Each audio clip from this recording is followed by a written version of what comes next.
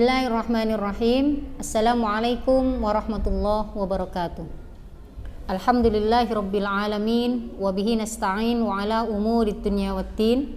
Wassalatu wassalamu ala sayyidina wa maulana Muhammadin wa ala alihi wa sahbihi ajma'in. La haula wa la quwwata illa billahil aliyyil azim. Rabbi shrah li sadri wa yassir li amri wahlul 'uqdatam min lisani yafqahu qawli, amma ba'du. Anak-anakku sekalian dirahmati Allah, pada siang hari ini kita bertemu lagi dalam kajian kitab Aqidatul Awam pada nadham yang ke-21. Jadi nadham yang ke-21, 22 dan 23 ini menjelaskan tentang 10 malaikat-malaikat Allah. Jadi anak-anak, malaikat-malaikat Allah itu bukan 10, tapi banyak sekali. Hanya saja Allah mewajibkan kita untuk mengetahui, menghafalkan secara terperinci nama 10 malaikat Allah beserta dengan tugas-tugasnya. Jadi kita sampai pada nadham yang ke-21. Nadham 21 ini berbunyi, wal malakul ladzi bila abin wa la aklala syurba wala naumalahum tafsilu ashrin minhumu jibrilu mikalu israfilu israilu munkar nakirun wa raqibun wa kada atidun malikun wa ridwan uhdada. Wal malakul ladzi bila abin wa la aklala syurba wala naumalahum. Wajib bagi kita para mukallaf, yakni orang yang sudah baligh dan berakal, untuk mengetahui 10 nama-nama malaikat Allah beserta dengan nama-nama malaikat Allah beserta dengan tugas-tugasnya. Wal malakul ladzi bila abin wa Para malaikat itu mereka adalah makhluk-makhluknya Allah yang tercipta dengan tanpa ayah dan ibu.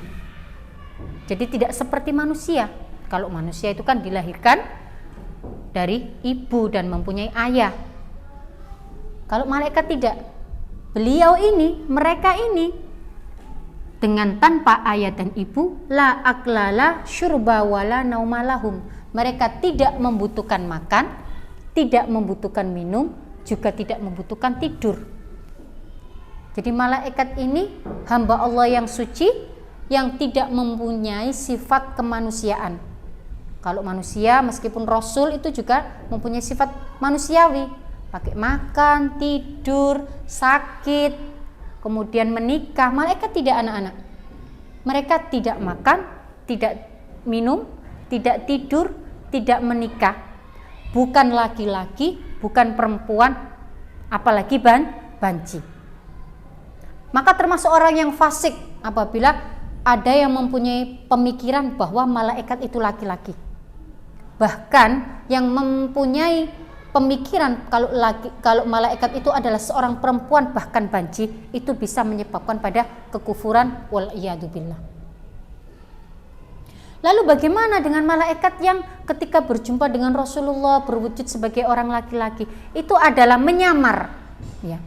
Jadi malaikat itu menyamar ketika menyampaikan wahyunya. Itu ada kalanya malaikat itu berwujud seperti aslinya, tapi ada kalanya berwujud menyamar menjadi seorang laki-laki yang bersih. Begitu. Tafsilu ashrin minhumu jibrilu mikalu israfilu israilu. Perincian dari 10 nama malaikat Allah, yang pertama adalah Jibril. Ya. Jadi malaikatnya Allah itu banyak sekali, anak-anak. Ribuan, ratusan, wallahu a'lam, hanya Allah yang tahu.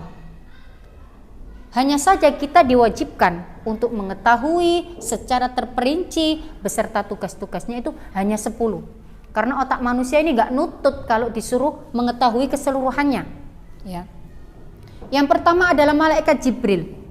Malaikat Jibril ini beliau adalah malaikat penyampai wahyu. Tugasnya adalah menyampaikan wahyunya Allah kepada para nabi dan rasul. Jadi menjadi perantara antara tugas-tugas yang disampaikan oleh Allah disampaikan kepada para nabi dan rasul. Malaikat Jibril ini mempunyai nama lain. berjuluk Ruhul Kudus. Ya, jadi di Al-Qur'an ada lafadz Ruhul Kudus, yang dimaksud adalah malaikat Jibril. Bergelar juga Ruhul Amin. Ya, itu juga nama lain dari malaikat Jibril. Nama lainnya lagi adalah Namus. Jadi ketika Rasulullah Shallallahu Alaihi Wasallam berada di Gua Hira, kemudian didatangi oleh malaikat Jibril dengan wujudnya malaikat Jibril, besar, bersayap. Ada riwayat dari Imam Muslim yang mengatakan kalau malaikat Jibril itu mempunyai 600 sayap. Setiap sayap itu mempunyai berapa ratus lidah yang semuanya itu bertasbih kepada Allah. Nah, ketika Rasulullah didatangi oleh malaikat Jibril, gemetar. Iqra, bacalah. Saya tidak bisa membaca. Kemudian dirakut sama malaikat Jibril. Iqra, bacalah. Saya tidak bisa membaca, sampai 3 kali. Kemudian Iqra bismi rabbikal ladzi khalaq. Setelah mendapatkan wahyu itu, Nabi Muhammad pulang, kundur ke dalamnya sambil menggigil. Siti Khadijah bertanya, "Ya Rasulullah, apa yang telah engkau alami? Ceritakanlah kepada saya." Kemudian Rasulullah itu bercerita bahwa ditemui oleh seseorang atau sesuatu. Nabi Muhammad waktu itu antara bingung, kaget, dan juga takjub, ya. Didatangi oleh malaikat yang bentuknya seperti ini gitu. Nabi Muhammad itu sakit setelah itu. Kemudian Siti Khadijah bercerita kepada sepupunya yang bernama Waraqah bin Naufal. Ya, Waraqah bin Naufal ini adalah seorang pemuka agama, ya, dan sudah membaca dalam kitabnya itu bahwa akan ada seorang nabi di akhir zaman. Tapi belum tahu kalau nabi itu nanti adalah Nabi Muhammad. Ketika Siti Khadijah bercerita bahwa suaminya itu ketika berada di Gua Hira, ketika berkhulwah, ditemui oleh sesuatu yang berwujud seperti ini, seperti ini, seperti ini. Maka Waraqah langsung berkata, "Ya Khadijah, suamimu adalah orang pilihan. Dialah seorang yang sudah disebutkan dalam kitab Taurat bahwasanya akan ada seorang nabi besar, penutup umat, penutup para nabi. Ya, penutup para nabi di akhir zaman. Dan yang mendatanginya itu adalah Namus. Namus itu adalah malaikat yang pernah mendatangi Nabi Musa. Itu yang disebutkan di dalam Taurat. Oleh karena itu malaikat Jibril juga mempunyai julukan Namus. Mikalu, malaikat Mikail. Yang kedua malaikat Mikail. Malaikat Mikail ini tugasnya adalah mengatur curah hujan, pembagi rizki, kemudian mengatur rizkinya umat manusia.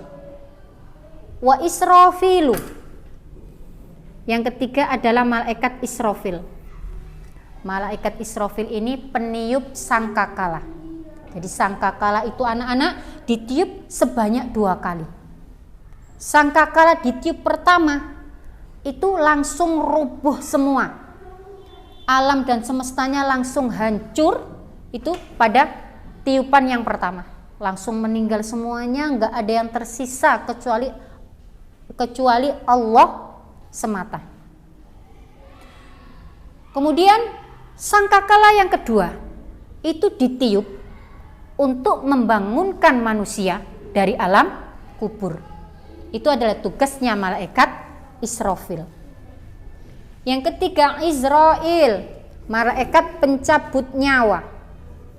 Yang keempat malaikat Izrail, malaikat pencabut nyawa. Bagaimana Ustazah? Manusia itu kan beribu-ribu. Kalau malaikatnya satu, apa nggak kewalahan malaikat Israil? Jadi semuanya ini malaikat Jibril itu pasukannya banyak anak-anak. Malaikat Jibril, pasukannya Jibril banyak, ratusan ribuan. Malaikat Mikail juga seperti itu, punya pasukan, diketuai oleh Mikail. Pasukannya banyak. Israfil juga gitu. Kemudian Israel juga seperti itu, mempunyai pasukan yang banyak. Jadi tidak sendirian, semuanya itu mempunyai pasukannya. Mungkar Nakir, penanya di alam kubur. Yang kelima Dan yang keenam itu malaikat mungkar dan nakir, penanya di alam kubur. Jadi malaikat mungkar dan nakir ketika manusia itu dimasukkan ke alam kubur, ya, kemudian kerabatnya itu sudah meninggalkan 5 langkah dari kubur, itu malaikat datang anak-anak. Malaikat itu datang berwujud sesuai dengan amal kebaikannya. Kalau amal kebaikannya itu baik, maka malaikat itu datang mungkar dan nakir itu datang dengan wajah yang mesem, yang sumringah, tersenyum. Jadi mayatnya itu senang. Tapi kalau mayatnya ini orang yang selalu berbuat maksiat, berbuat dosa, berbuat kebatilan, maka malaikat mungkar dan nakir datang itu menyerupai sesuatu yang besar, yang hitam dan bermata merah. Mayatnya nangis ketakutan. Jangan tinggalkan aku wahai saudaraku, jangan. Saudaranya udah pulang. Ya, setelah dikubur, selagi di situ masih ada saudaranya atau apa yang mengaji, malaikat belum datang. Tapi ketika saudaranya, keluarganya, kerabatnya, tetangganya itu sudah pulang 5 langkah dari kubur, maka datanglah malaikat mungkar dan nakir untuk memberi pertanyaan. Man rabbuka? Man nabiyuka? Siapa Tuhanmu? Siapa nabimu? Apa kitabmu? Nah, itu nanti pertanyaan-pertanyaan seperti itu. Kayaknya gampang, iya, tapi kalau orangnya nggak punya amal, nggak bisa jawab, ya. Itu tugasnya malaikat mungkar dan nakir. Yang ketujuh, warokibun wakadha atidun. Yang ketujuh dan yang kedelapan itu adalah malaikat rokib dan atid. Rokib dan atid ini tugasnya adalah mencatat amal kebaikan. Ada riwayat yang mengatakan kalau rokib berada di kanan, atid berada di kiri. Rokib mencatat amal kebaikan, atid mencatat amal keburukan. Itu adalah tugas dari malaikat rokib dan atid. Ketika seorang manusia itu berniat untuk melakukan kebaikan, niat nak ya, saya mau sedekah hari ini. Ternyata uangnya itu nggak jadi disedekahkan, hilang atau apa, itu sama malaikat rokib sudah dicatat, meskipun baru niat, ya langsung dicatat. Oh, ini berbuat kebaikan. Tapi kalau ketika mempunyai niat, nanti aku tak ke kantin nggak bayar, belum dilakukan pekerjaannya, tapi sudah punya niat, itu sama malaikat atid nggak ditulis. Tapi kalau sudah dilakukan, itu baru dicatat sebagai amal keburukan. Tapi kalau hal kebaikan belum dikerjakan, masih niat saja, itu sudah dicatat. Malikun. Yang kesembilan adalah malaikat Malik. Malaikat Malik ini adalah tugasnya menjaga neraka. Ada riwayat mengatakan bahwa neraka itu ada 7. Neraka Hawiyah, neraka Hutama, Jahannam, Jahim, dan sebagainya ada 7. Ya, tergantung dosa dan kemaksiatan yang dilakukan. Itu malaikat Malik. Malaikat Malik di sana itu bersama dengan malaikat Zabaniyah. Ya. Jadi dibarengi di sana itu. Kayak ada algojonya. Malaikat Malik juga pasukannya itu banyak. Ya, pasukannya banyak. Jadi bukan sendirian, mempunyai pasukan. Waridwanuh tada, dan yang ke-10 adalah malaikat Ridwan. Malaikat Ridwan ini adalah malaikat penjaga pintu surga. Surga juga seperti itu. Ada riwayat mengatakan bahwa surga itu ada 7. Ada surga Firdaus, ya, ada surga Jannatun Naim. Tapi ada yang mengatakan bahwa surga itu 1, tapi namanya itu banyak. Tapi ada yang mengatakan surga itu terdiri dari beberapa pintu. 7 pintu, ada surga Firdaus, ada Firdaus, ada Naim, ya. Ada Jannatun Naim, ada Jannatu Firdaus, dan masih banyak lagi. Itu sesuai dengan kebaikan-kebaikan yang dilakukan. Yang amalnya seperti ini, yang berbakti kepada orang tua, masuknya ke surga ini. Yang mati syahid, masuknya ke surga ini. Jadi sesuai dengan amal perbuatan. Demikian yang bisa Ustazah sampaikan. Wallahu a'lam bishawab. Mohon maaf apabila ada salah kata. Wabillahi taufik wal hidayah wal ridha wal inayah. Wassalamualaikum warahmatullahi wabarakatuh.